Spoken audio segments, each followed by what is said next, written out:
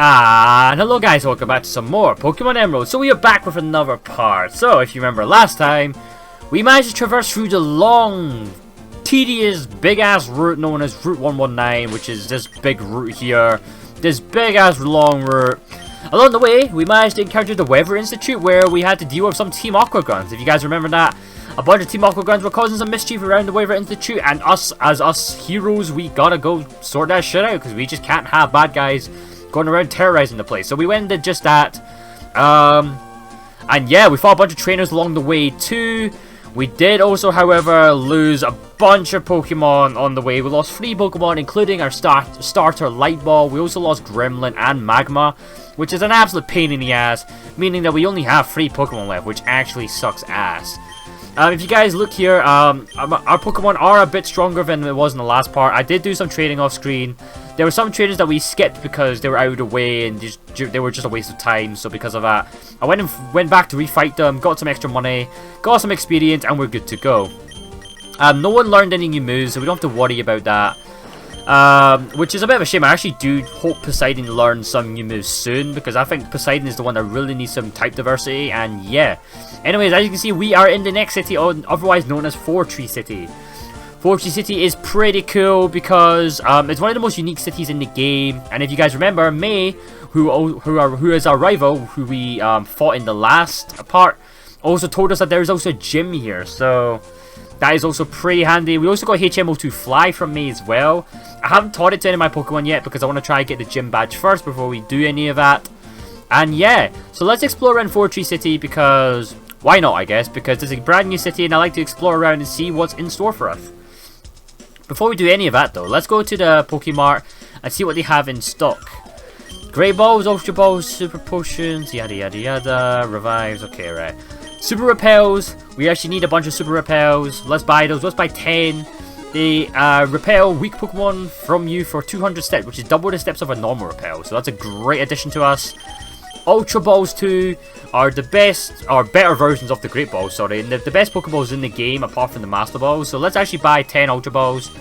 Because you never know, right? In case we do find some super rare, mythical, I don't know, legendary Pokemon.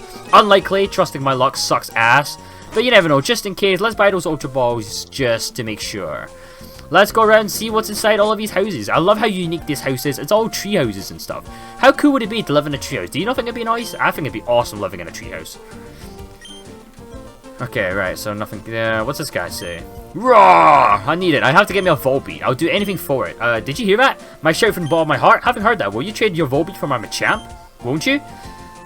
Do we not have a Volbeat? I don't think we did. Shit. Because we actually encountered a Volbeat earlier in our Nuzlocke run, but I decided against catching it, which actually is going to bite me in the ass now. Because we could have gotten a Machamp. Damn, we could have gotten a Machamp. Bastard. Well, because of that, no, that's going to bite me in the ass. That's a bit annoying. Eh well. Let's see what's in this house. My wife, I can't read. My wife relies on hidden power to stay awake. She should just take a nap like I do and sleep talk. I can teach a Pokemon how to sleep talk instead. Interested? No thank you. Sleep talk isn't a very good move. Sleep talk is basically a move which allows you to use your attacks whilst you're asleep.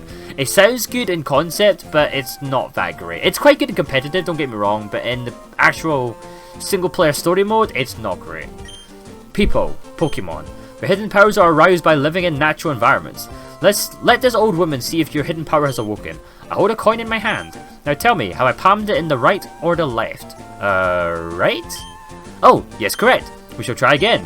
In which hand have I palmed the coin? The right or the left? Right? Oh, yes, correct. We shall try again. In which hand have I palmed the coin? The right or the left? Surely it can't be the right 3 times in a row. Surely. So let's go for left. Oh, splendid! Your hidden power is awoken. Here, take this and awaken the hidden power of your Pokemon. Nice. And we get given TM10. TM10 would originally be hidden power, but because it's a randomizer, it won't be. So let's see what it actually is instead. It's Moonlight. Okay, Moonlight's not the best move in the world for a TM. It's not great. Basically, Moonlight is a move that heals up HP depending on the time of day. So the later it is in the dark, the more HP it recovers. So that doesn't really help us at all, to be honest. What's the thing you have here?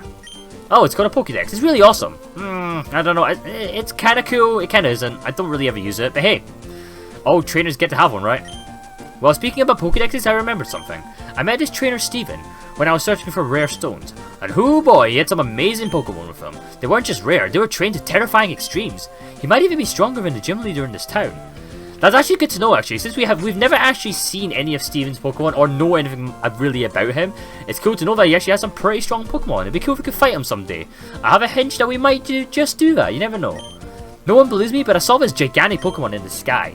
It seemed to squirm as it flew towards Route 131. By the way, you smell, singed. Were you at a volcano or something? Yeah, let's not talk about that, buddy. Let's just keep that to ourselves. There, go! Bird Pokemon! You know that bird has a name, you know. It's called a Wingo, but okay. Hehehe, I asked my Wingo to run an errand for me. Well, that's good to know. By being together with Pokemon, people make more and more friends, and that brings the world closer together. I think it's wonderful. I heavily agree with you, good miss. I wouldn't say good sir, but it's good miss. That's not bother. Okay, let's go up here. Is anything up here? Oh yeah, these guys just sell furniture for your secret bases, so if you have a secret base, you can actually buy some cool ass furniture here. Unfortunately, since I don't actually have a secret base set up, none of this really means much for me, so I'm just going to ignore all this stuff. I might make a secret base in the future, but for now, we're going to skip this for now. Let's see what's in this house. Pokemon people have adapted to nature for survival. There's no need to make nature conform to the way we want to live. The tree houses of Fortree are great. I think it's the #1 town for living together with Pokemon. I heavily agree. Like I said, I really love this town because of how unique design it is. And I just love the way it looks. I don't think there's any other town in any other Pokemon game that has something like this. It's awesome. Anyways, as you can see, there's a Pokemon gym up ahead. And obviously, as us trainers, we got to go get our 6th gym badge. So let's go ahead and see what's going to go on. Well, would you look at that? It seems like we can't get through for some reason. What's this? If you press A on this invisible object, something unseeable is in the way. So it seems like we can't actually get past this mysterious visible object for now. So it seems like we're going to have to just ignore it and come back at another time. Which is actually quite annoying because obviously we need to go take on the gym leader. But I guess there's nothing we can do about it. So let's just go ahead and go to the next route, which obviously is a brand new route. I think it's Route 120. Yes, Route 120. So in this route, obviously it means I can catch a new Pokemon for our team. So hopefully we get something good. But before we do any of that, let's fight this trainer. Why am I carrying this parasol? I'll tell you if you can win against me. Okay. I mean, good point. I mean, it's not exactly raining, but sure, why not, parasol lady Clarissa? She's gonna send out a Houndour. Right, hopefully in this part, we get some good Pokemon, because I'm sick of having Pokemon being absolutely garbage and shit, and seeing my very best Pokemon getting absolutely slaughtered in front of me because of absolute bullshit technicalities. So, yeah, let's hope we get something. Let's send out Bahamut. Let's go for Dragon Claw. In the later games, Mario actually becomes part Fairy type, so in those games, Dragon Claw wouldn't actually work. But luckily in this game, it's still luckily it's just part normal water. So because of that, Dragon Claw does the job really. So yeah, let's finish off with Dragon Claw and we'll be on our way. There we go. A Parasol can't ward off Pokemon attacks. No, it cannot, unfortunately. Right, so now that we've done that, we've got a patch of grass here. Let's see what we're gonna get for our party member. Please be something good. Please be something good. We get a Mew! Oh my god! We actually get a Mew! This could be a game changer. Right, Mew is a legendary Pokemon. One of the rarest legendary Pokemon in the game. It looks like our fortunes are finally turning the tide. We might actually be able to catch a Pokemon that is actually good. Mew is actually something... This is actually really good. Every legendary Pokemon is good. You can't say a legendary Pokemon is ever bad, so I will happily take a Mew for my team. Thank God, man. It's been so long since we've actually found a good Pokemon. Genuinely, the last Pokemon we found that was good was Lapras, and even then, Lapras wasn't exactly great, because we already had like 4 Pokemon that were water types, but... Mew being a Psychic type, this is actually a game changer. So let's use Dragon Rage, and now let's try and catch... let's just try and catch it, I guess. So, luckily we did actually buy Ultra Ball, so this is actually a perfect time to use Ultra Ball, so let's see what it can do. Ultra Ball, go! 1, 2, oh, god damn it. It's got Stomp, okay, it's not got great moves though, unfortunately. What's very, very unique about Mew, however, is the fact that it can learn any TM move and any HM move in the game. So in case you guys didn't realize it, obviously being part legendary and obviously being a very, very rare Pokemon, the ability to be able to learn every single TM in the game is actually very, very good. So hopefully because of that we can actually get a pretty badass Mew going, so yeah.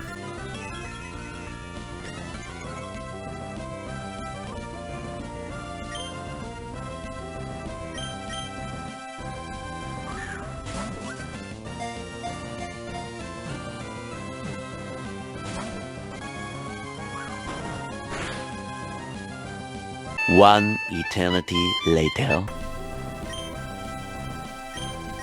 How have I still not caught this Mew yet? I know it's a legendary, but come on, please. 1, 2, 3. There we go. Jesus, man, that took so long.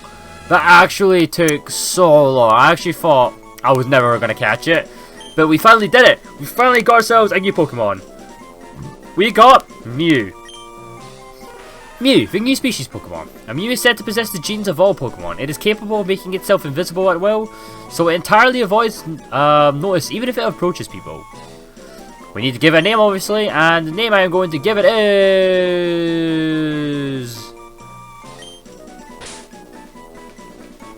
Nya. Nya. Why am I going to call it Nya? Because that's Japanese for, like, you know how cows, not cows, you know how cats go meow?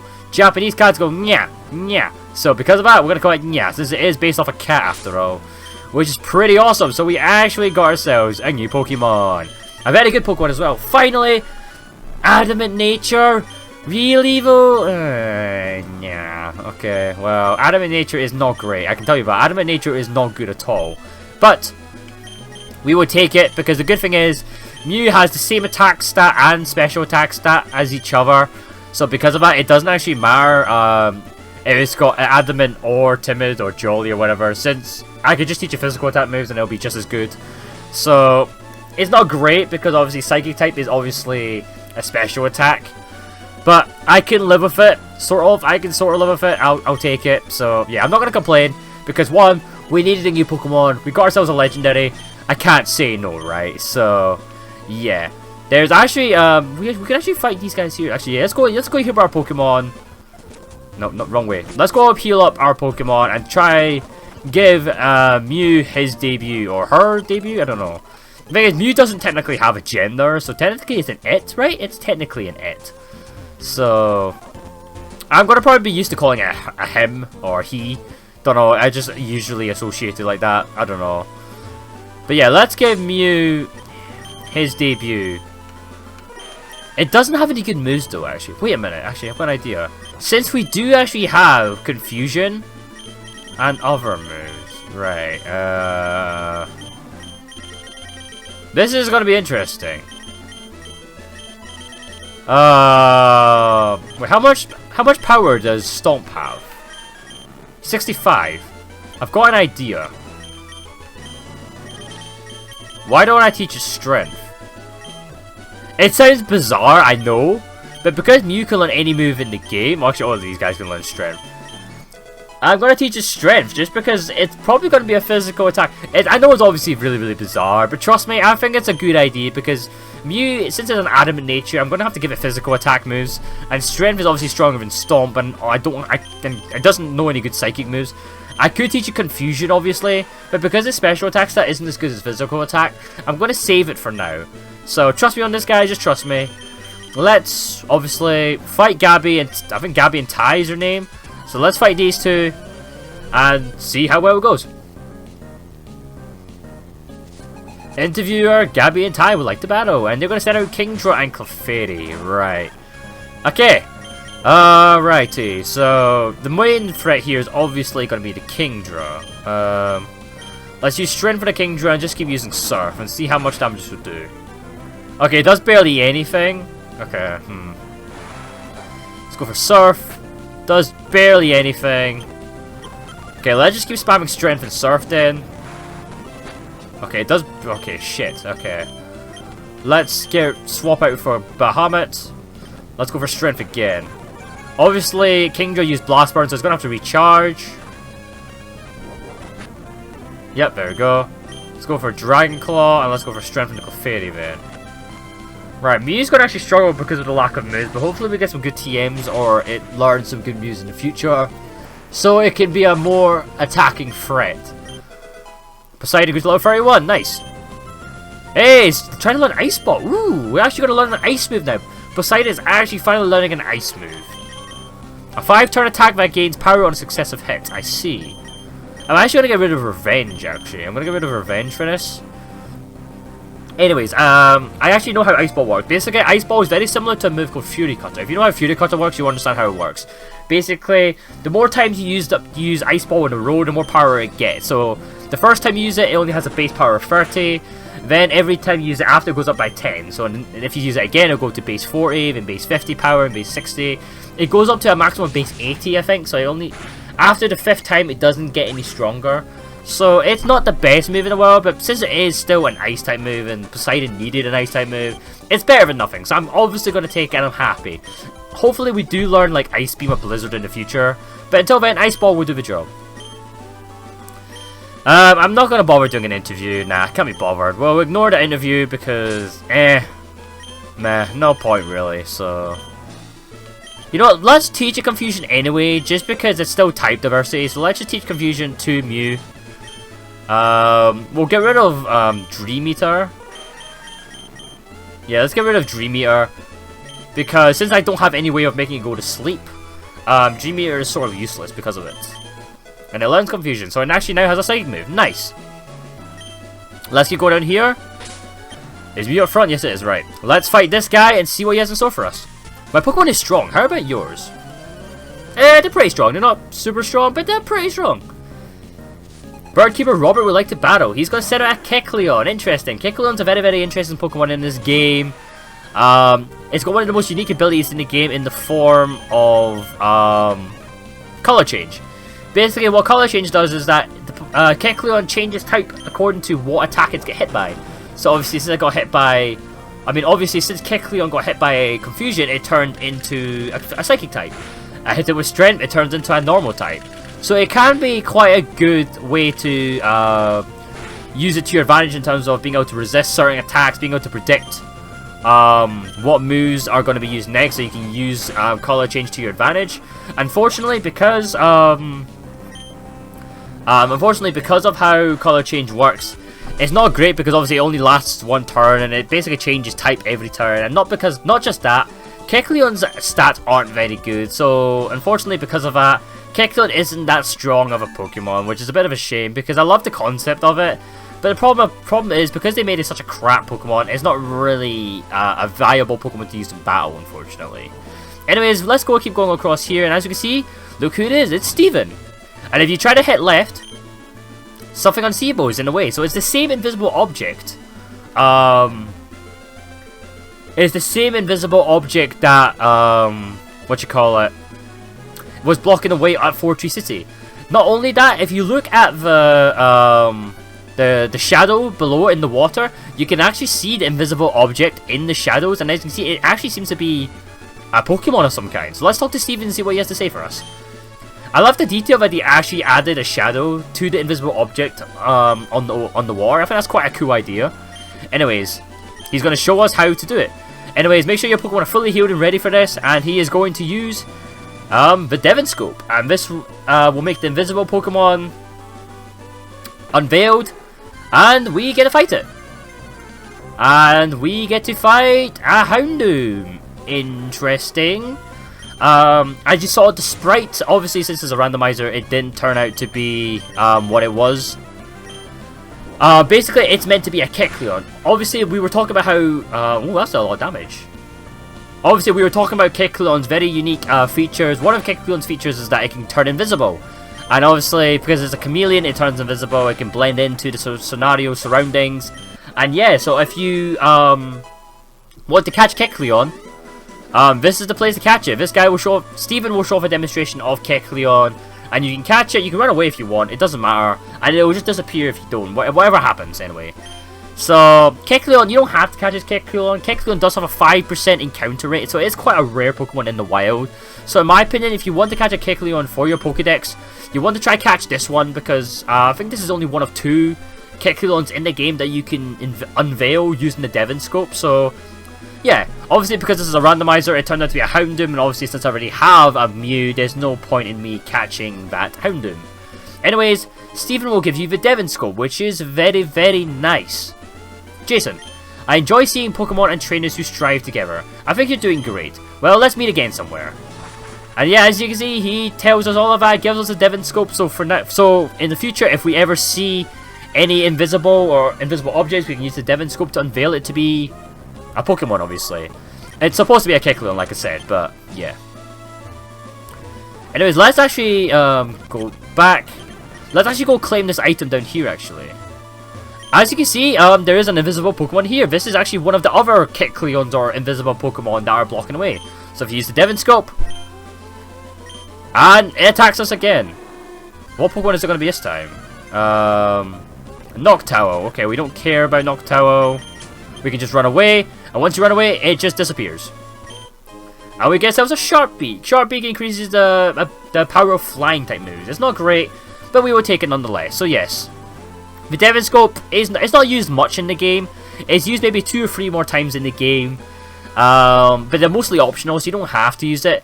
The only reason you want the Devon Scope is obviously so we can unveil this invisible object here. So it seems like Kecleons are all over the place apparently. So you use your Devon Scope, and instead of this one attacking, it just runs away, which is a bit of a shame. But obviously now that we've managed to clear the path, it means we can actually go to the gym. Fortree City Pokemon Gym Leader Winona. The bird user taking flight into the world. However, I don't think we're going to take on the gym in this part. We've actually done a lot in this part already. We've explored all around Fortree City. We managed to capture a new Pokemon in the form of Mew, or Nya. And we managed to get the Devon Scope, which allows us to unveil invisible objects, otherwise known as Kecleons. Or, I keep saying Kecleons, they're technically not Kecleons because of this randomizer, but in reality, they're Kecleons, okay? Just take my word for it. But yeah, guys, we're going to end the part here. In the next part, we'll definitely take on the gym, because I want to save the gym for the next part, because it'll be much better. And also, since this part has been going on quite a long time already, we might as well stop it here. Thank you guys again for watching. If you guys enjoyed the video, leave a like, leave a comment, all that jazz. If you didn't like it, tell me why, so I can improve for next time. Otherwise, guys, thank you guys again for watching. In the next part, like I said, the gym is our next target. Hopefully in the next part as well, we will be getting more Pokemon in for our party. We already have 4, but hopefully we get 2 more, hopefully. That will add to our roster and add to our firepower. Anyways, guys, thank you guys again for watching. I will see you all later, and peace out.